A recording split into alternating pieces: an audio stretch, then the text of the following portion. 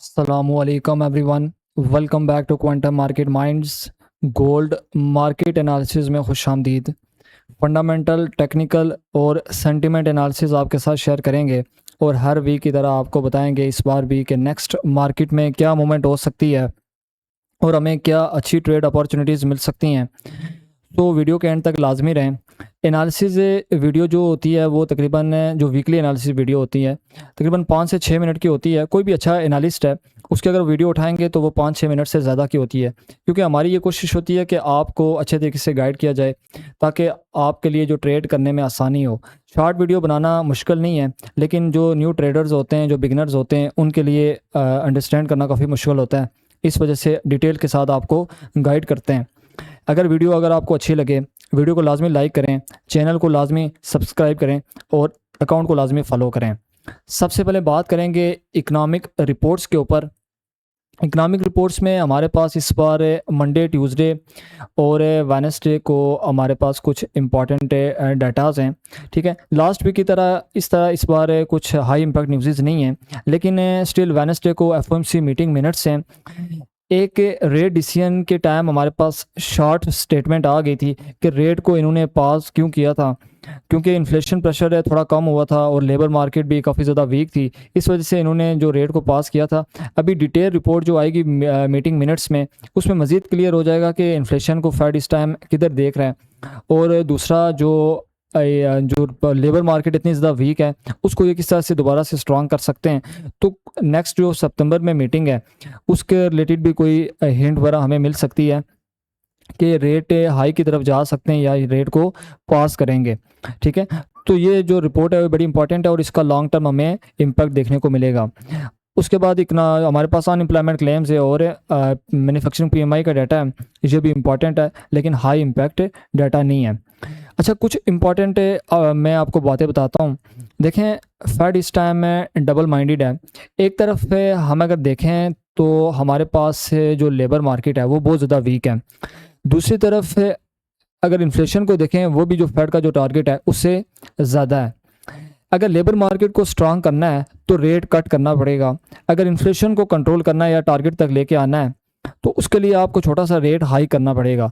तो इस सिचुएशन में आपने जो स्पेशली सबसे पहले फेड वॉच टूल को ओपन करना है, उसमें आपने देखना है। लास्ट वीक मैंने आपको बताया था कि 65% तक हमारे पास रेट हाई के चांसेस थे।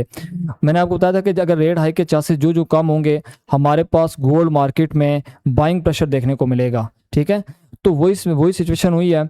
सीपीआई का डाटा कम आया है और पीपीआई का डाटा भी हमारे पास कम आया है। इसके साथ जो रिटेल स्पेंडिंग का डाटा था वो बहुत ज़्यादा कम आया है, क्योंकि जब लेबर मार्केट बहुत ज़्यादा वीक होती है ना, तो उसकी वजह से जो रिटेल स्पेंडिंग है और दूसरा इन्फ्लेशन भी ज़्यादा है तो वो बहुत ज़्यादा वीक हो जाती है। इसका इम्पैक्ट मार्केट में हमें ज़्यादा देखने को मिलता है।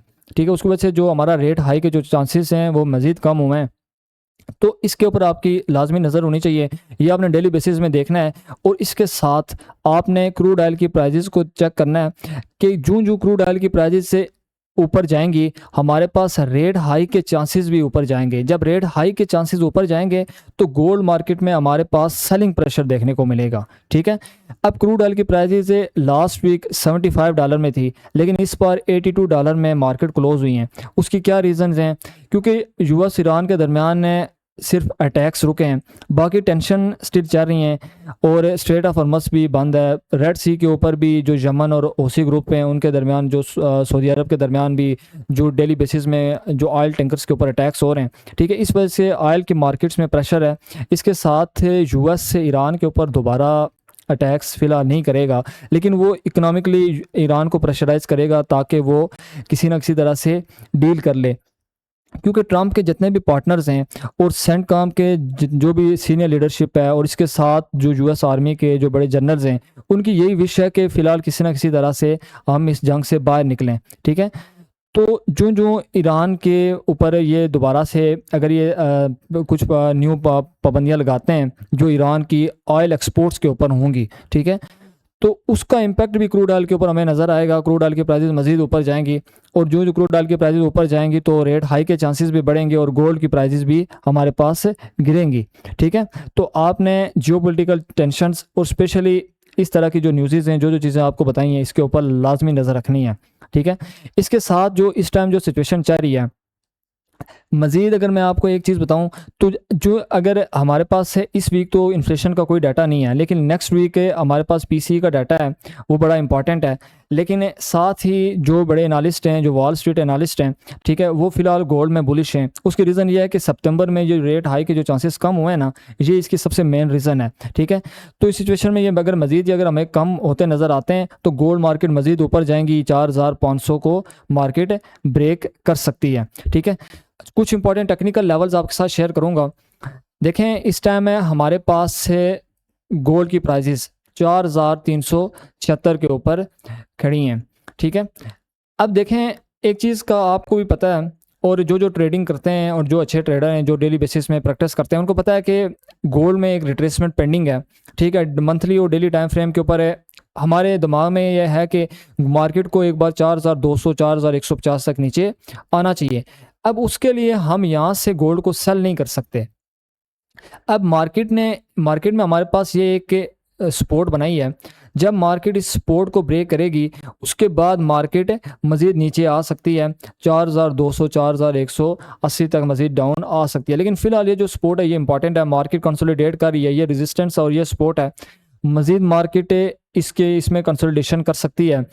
अगर हम ट्रेड की बात करें तो सबसे पहले सुबह मंडे को अगर मार्केट अगर हमारे पास इस सपोर्ट के ऊपर आती है और कोई कंफर्मेशन देती है 4310 के आसपास, या इसकी लिक्विडिटी को स्वीप करके कोई कंफर्मेशन हमारे पास मिलती है, डबल बॉटम बनता है या ट्विज़र बॉटम बनता है या कोई लिक्विडिटी स्वीप कैंडल बनती है, कोई वीएसए से कंफर्मेशन होती है, तो यहाँ से हम शॉर्ट टर्म बाइंग कर सकते हैं। ठीक है, और इसके साथ हम अपने टारगेट ले सकते हैं TP1 और TP2। अगर मार्केट इधर तक नहीं आती, अगर 4350 की सीरीज़ में अगर कोई हमें बाइंग कंफर्मेशन मिलती है तो यहाँ से भी हम बाइंग कर सकते हैं। फिलहाल जो है जो इस टाइम ट्रेंड है वो बुलिश ही है, लेकिन ये जो सपोर्ट है ये इंपॉर्टेंट है। अगर ये सपोर्ट ब्रेक होती है मार्केट नीचे आएगी, 4200 180 तक नीचे आएगी। ठीक है, अगर ये देखें, अगर रेजिस्टेंस की बात करें तो हमारे पास से 4050 के रेजिस्टेंस है, ये इंपॉर्टेंट है।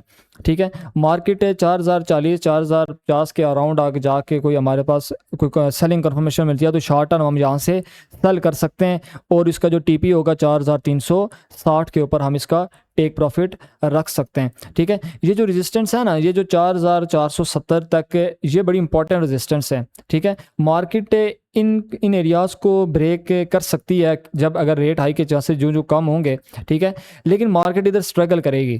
ठीक है, या इधर कंसोलिडेशन स्टार्ट हो जाएगी। ठीक है, या अगर मार्केट जब इनको ब्रेक करेगी तो मज़ीद मार्केट या कि 4550 $570 लेवल तक मज़ीद ऊपर चली जाएगी। ठीक है, सो मिनिमम लॉट साइज से काम करें। कोई भी चीज़ समझ नहीं आती कमेंट्स में लाजमी पूछें। इसके साथ साथ जो जो न्यू अपडेट्स होंगी वो आपके साथ लाजमी शेयर करते रहेंगे। ठीक है, बाकी वीडियो को लाइक करें, अपना ख्याल रखें। अल्लाह हाफिज़।